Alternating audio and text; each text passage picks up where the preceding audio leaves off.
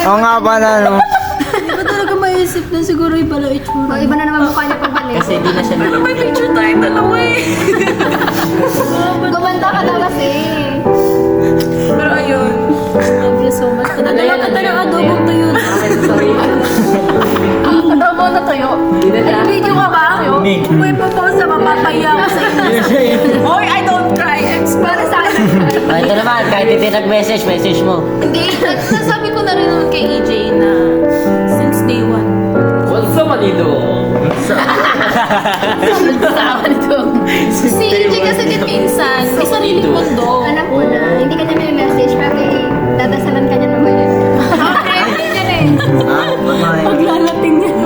Hindi may sarili yung mundo and pag may sarili yung mundo, parang ako yung freely nakaka-enter kaya nakakapag-enter ako kami. Kaya alam mo yung medyo weird siya. Kaya nga, parehas tayo weird. And being weird is okay. Kasi meaning pag weird ka, you are unique. Ikaw lang yung ganyan. So don't think of it na bad yung maging weird kasi you're unique. You're unique. Pinapaganda mo. I believe. Pinapaganda mo lang yung word ng baliw. Pero baliw ka talaga. Pero joke lang. Si EJ, lalo na sa mama niya, parang ano kami, tinitreat kami ni tita as magkapatid talaga. Even though si tita sinabi pa naman sa amin, kayo na lang ng anak ko. Sabi ni tita sa akin.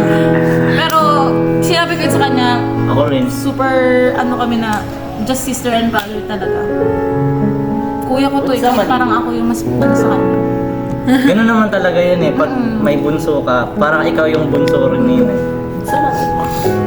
So, Sama na down. What's up, Manado? Walang masyadong makakaiyak sa'yo kasi wala naman akong pakita. Bulls! Grabe naman, boy! Kaya nigra siya! Kaya nigra! J, kaya nigra siya. Iba ka! Kaya nigra ka. Hindi ako. Yung nagsisipalit sa Pero totoo, nakakainis si EJ. Sorry. Ayan. Iagi ang game. Oh, next, si JL. May human diary. As in, What's up, Manado? totoo. Kung naalala niyo po, yung St. Peter na group namin. Yung St. Peter na group na yun, si JL yung pinaka-close ko. And before St. Peter, dun yung nangyari kami ni Ken. Dun na parang develop siya lahat ng sinasabihan ko. So alam niya yung love story na. Which is, huwag mo na siyang i-ano ha. No. Diyan siya na iyak. Ano po? Tsaka siya na iyak. Ano ba inaanak? Inaanak mo eh. Huwag mo hanapin. Sa kanya ko kasi talaga sinasabi lahat. And kasi, ano siya, just like me, nagle-listen talaga siya kasi alam niya kung anong pakiramdam nang hindi ka pinapakinggan.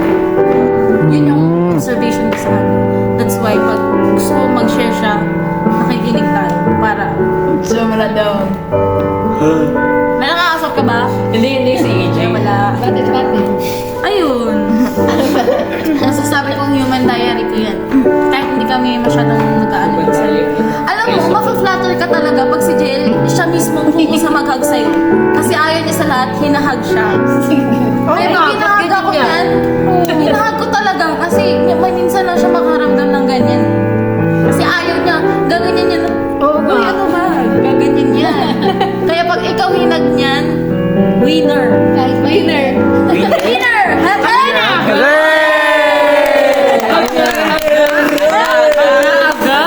Sige nga. Ano haga? Haga.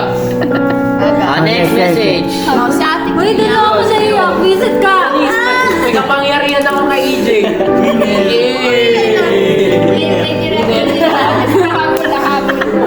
Kailangan next date pa Okay eh. lang yan. Okay lang yan. Next. Si ate Chloe.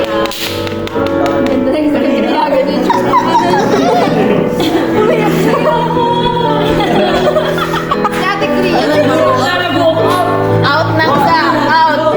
Game over. Nag-walk siya. Kasi wala kayo maingay. Naubos na yung ano ko, memory oh. Si ate Chloe naman. Tagal. Nung ano, parang crush era pa lang kay King. Parang sila, uy ate yan, ganito. Uy, shucks. Nakatakot naman. Kasi parang ganyan pa siya lagi. Tapos lagi siya nauuwi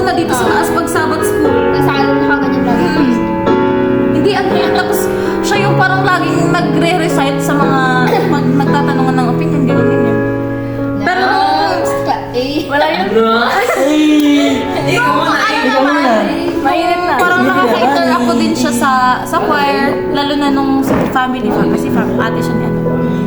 Nung naghiwalay kami, akala ko one of those na parang nai-encounter ko na ay nag-break siguro, iniisip niya to ganito ganyan. Siguro hindi na ako papansinin nito. Pero hindi ganun si ate ko, to be honest. So parang super thankful lang din kasi ate figure. Iyak na naman ako!